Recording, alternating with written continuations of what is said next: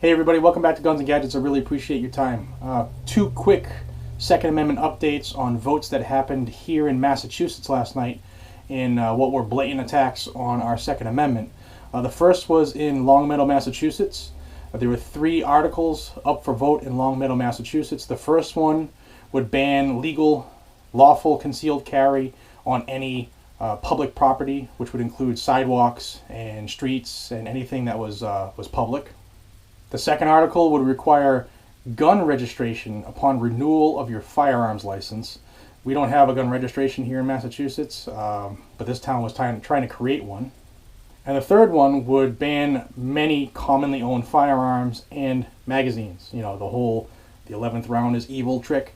Well, they tried that in Longmeadow, and to the town's residents' credit, they destroyed these 3 articles. They killed them. So they're gone for now, but as you know, if you've been following this fight for years, the people who are anti-gun and who fund this, with the likes of Michael Bloomberg and other clowns, they will rehash this and it will appear again, maybe in a different town, maybe in a town near you, because it's happening across the country. But last night in Massachusetts, kudos, congratulations. It's a much deserved victory. The other victory happened in the town of Ipswich, Massachusetts. There was an article that was up for vote at the town meeting last night, and that article sought to ban any discharge of any firearms and or pellet gun and or air gun that happened anywhere within the town's limits. And of course it had its caveats of things that were exempt, like obviously law enforcement, or the firing of blanks in the filming of a movie, or the veterinarian in the course of their duty to down an animal, etc., blah blah blah.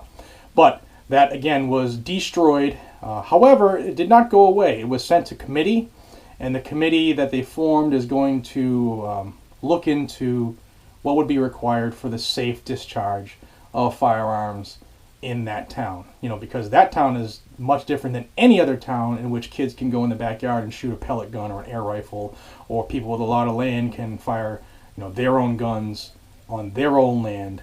But apparently you don't own what you think you own anymore, because big government's getting too big. But congratulations to Ipswich. You guys came out and destroyed this, and it needed to happen. But again, we need to stay vigilant, folks. This is happening all across our country right now. No matter what the state, these 2 victories are here in Massachusetts, but it's happening everywhere. Everywhere you can think of, Michael Bloomberg is funding some of his billions and trying to get anti-gun agendas to start taking place and trying to get them affected in small parts all over the country, so that eventually there will be more and more small parts of the country where people can say, well, it worked in this town, why can't it work in ours? And that's how it starts to spread. So thank you very much for for destroying these and not letting them pass. And thank you for watching. I really appreciate your time. Until the next one, take care.